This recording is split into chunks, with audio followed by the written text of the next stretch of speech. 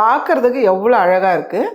இந்த மீன் மசாலாவை எடுத்து கீரை சாதம், சாம்பார் சாதம், ரச சாதம் கூடலாம் வச்சு சாப்பிட்லாம். அப்படியே எடுத்து சூடான ஒயிட் ரைஸில் போட்டு பிசைஞ்சு சாப்பிட்லாம். எல்லாத்துக்குமே பக்காவாக மேட்ச் ஆகும். இப்போ இந்த மீன் மசாலா ரொம்ப ஈஸியாக எப்படி சேர்த்து நம்ம பார்க்கலாம். இப்போ ஒரு பேன் வச்சுக்கலாமா. பேன் சூடானதும் அதில் ஒரு 2.5 டேபிள் ஸ்பூன் அளவுக்கு எண்ணெய் சேர்த்துடலாம்.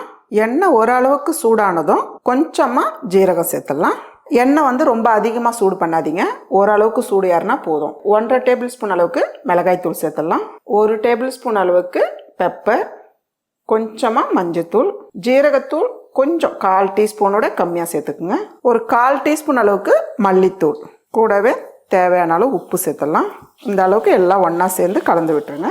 கூடவே சின்னதாக ஒரு வெங்காயம் எடுத்து 1 பாதியமாக அரைச்சி வச்சுருக்கேன், இதை சேர்த்துடலாம். 1 டீஸ்பூன் அளவுக்கு இஞ்சி பூண்டு பேஸ்ட்டு, இதையும் சேர்த்துடலாம். சேர்த்துட்டு நல்லா கலந்து விட்டுருங்க. கொஞ்சமாக கருவேப்பிலை. மசாலா சேர்த்து ரொம்ப நேரம் பரட்ட வேண்டியதில்லை. வெங்காயம் வந்து அதிலே வந்து வதங்கிடும். நம்ம அரைச்சி தான் வச்சுருக்கோம். ஓரளவுக்கு வதக்கினா போதும். கூடவே கொஞ்சமாக ரொம்ப கம்மியாக புளி எடுத்து ஒரு 1/4 கப் அளவுக்கு தண்ணி சேர்த்து கரைச்சி வச்சுருக்கேன், இதை சேர்த்துடலாம். சேர்த்துட்டு நல்லா கலந்து விட்டுருங்க.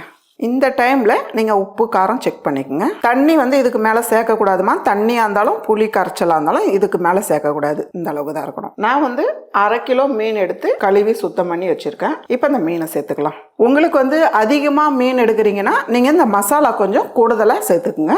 இப்போ ஒரு பீஸாக சேர்த்துடலாம்.